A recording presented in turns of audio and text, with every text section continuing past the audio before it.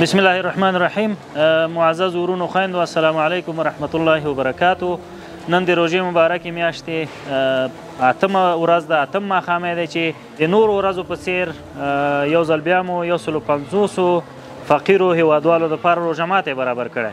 که غواړئ چې په دغه خیر کار کې له موږ سره ګډون وکړئ نو صرف او صرف $1.5 په $1.5 باندې کولی شي چې یو نفر ته روژه ماتی برابر کړئ. ستاسو په $1.5 یو پارسل قابلي، یوه ډوډۍ، یو بوتل اوبه او 2 دانې خرماوې کیدی شي.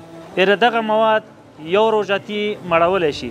رسول الله صلی الله علیه وسلم فرمایي که تاسو یو روژتي ته یوه خرما، ډوډۍ، اوبه ورکوئ او هغه روژه ورباندې ماته کړي نو تاسې د پوره یوې روژې ثواب ګټلی شئ. نو که غواړئ چې ثوابونه مو زیات شي، ثواب وګټئ، نو احساس خیریه بنسټ په خپلو مرستو کې یاد کوي. انشاءالله احساس کولی شي چې د افغانستان په مختلف ولایتونو کې د کابل په شمول ډیرو هیوادوالو ته روژه ماتی برابر کړي. والسلام علیکم ورحمت الله وبرکاته.